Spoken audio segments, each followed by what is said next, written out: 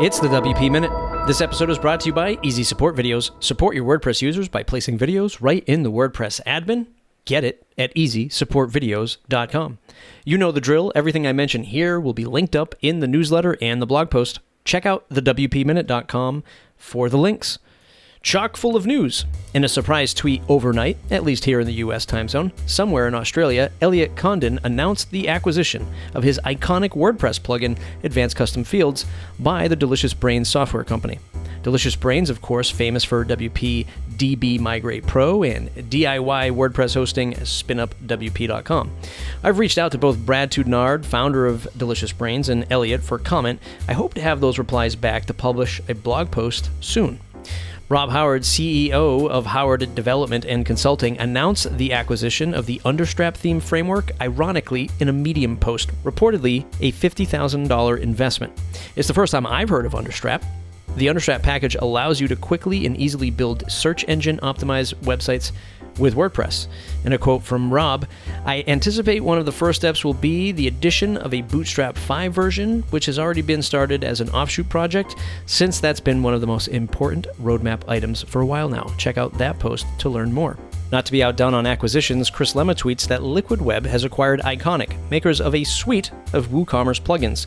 A quote from Iconic's blog, "With Liquid Web backing us up, we'll have more fuel to add to our fire. Our existing team is sticking around, so is our customer-focused ethos."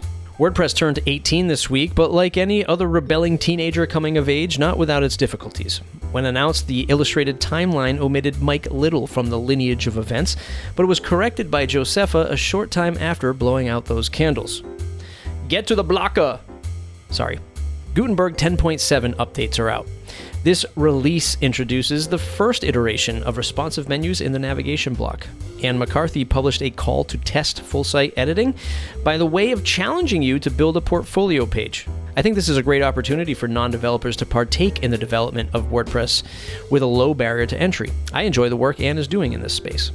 Speaking of full-site editing, WP Marmite produced a report on data found surveying 127 WordPress theme shops in their adoption of Gutenberg plus full-site editing.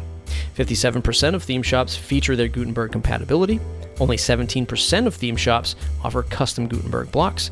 3% of theme shops provide block patterns. 17% of theme shops write about Gutenberg, posts about WordPress 5.0 release excluded, and 65% of theme shops updated or released a theme in the last 3 months. Check out that report for way more data and details. Automatic launched a block-based parent theme. Could this be an indication of a future base theme for WordPress proper moving forward, or just a developer tool for automaticians? Read Justin Taglock's post on the WordPress Tavern to find out more. Product announcements. Formidable Forms looks to shift focus to WordPress users needing a custom application development experience with their Forms plugin. Former StudioPress founder Brian Gardner has launched Frost WP. Friend of the show Joe Casabona has refreshed Podcast Liftoff website. Food for thought. Jonathan Wald, community lead for WooCommerce at Automatic, expresses a potential need for an independent app store for WordPress. I assume thoughts do not reflect his employer on this one. One of the biggest events in the WordPress space is back, virtually anyway. Claim your spot, WordCamp Europe, kicking off June 7th through the 9th.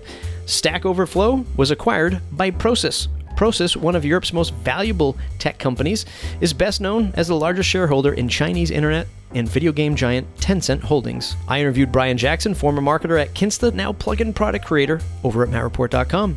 That's it for today's episode. If you enjoyed, please share it on your social media. Leave us a review on Apple Podcasts or Podchaser. And don't forget to share this episode with others and jump on the mailing list at thewpminute.com.